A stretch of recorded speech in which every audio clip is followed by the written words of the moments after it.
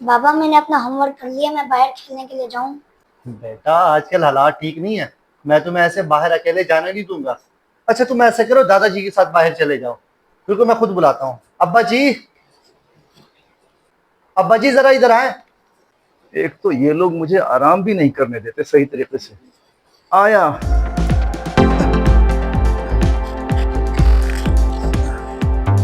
बाबा अब मैं बच्चा नहीं रहा, मैं बड़ा हो गया हूँ। अब मैं अकेले खेलने के लिए जा सकता हूँ। हाँ जी बेटा, फरमाओ क्या काम है। अब्बा जी, ये जरा सनी को तो बाहर ग्राउंड तक लेके जाए, इसने अपने दोस्तों के साथ खेलना है। अच्छा तो फिर बेटा मैं क्या करूंगा, मैं भी इसके साथ खेलना शुरू कर दूं। नहीं नहीं, आप सिर्फ इसकी निगरानी करते रहेंगे कि ये कहीं इधर उधर ना हो जाए। माहौल खराब है ना आजकल का। चलो आओ जी। नौकर बना रखा है मुझे, अच्छी औलाद है ये।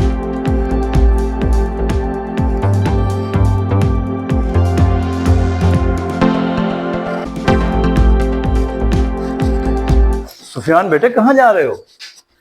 अब्बा जी बाजार तक जा रहा हूँ, जरूरी काम है मुझे। मुझे जरा रहमानी साहब के घर तक तो छोड़ देना, और रास्ते में ही पड़ता है। रहमानी साहब के घर, और वो भी इस वक्त? अब्बा जी खैरियत तो है? अरे बेटा खैरियत ही तो नहीं है, वो बहुत अरसे से बीमार हैं। मैं उनके घर जाके उनकी अयादत करना चाहता हूँ। अब्बा जी मैं एक जरूरी काम से जा रहा हूँ, थोड़ा सा ही तो रास्ता है, आप वॉक करते हुए चले जाएं। अरे भाई खैरियत तो है, इस उम्र में मुझसे इतना ज्यादा नहीं चला जाता। तो क्या हुआ अब्बा जी, सारी दुनिया पैदल चलती है। मुझे जरूरी काम है, मैं जा रहा हूँ। अल्लाह हाफिज।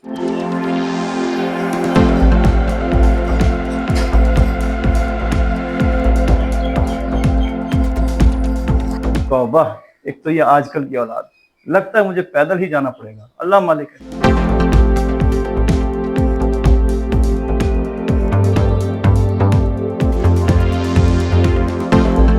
बाबा मम्मा कह रही हैं घी खत्म हो गया है, घी तो ले आए, सालन बनाना है। एक तो तुम्हारी अम्मी भी ना, जब मैं बाजार जा रहा था तब मुझे बता देती।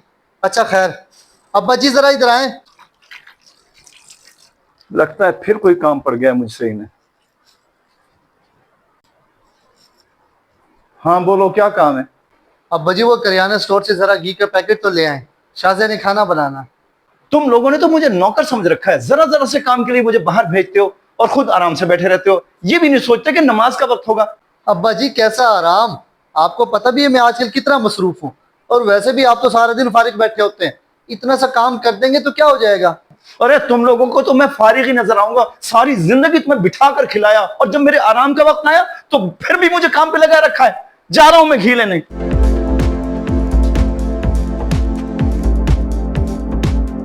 बाबा एक बात पूछूं? जी बेटा पूछो। आप दादाजी से इतना काम क्यों करवाते हो? आपको उन पर तरस नहीं आता?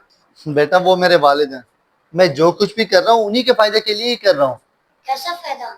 मैं समझा नहीं। मैंने पिछले माह अब्बा का मुकम्मल चेकअप करवाया था, और रिपोर्ट्स में पता चला है कि अब्बा जी के दिल के एक वाल बंद है। क्या? तो आपने दादाजी को क्यों नहीं बताया? बेटा अगर मैं अब्बा को बता देता तो वो मजीद परेशान हो जाते हैं। डॉक्टर ने मशवरा दिया था कि अब्बा जी को ज्यादा से ज्यादा वॉक करवाएं, जितना वो ज्यादा वॉक करेंगे उतनी जल्दी ही रिकवर करेंगे।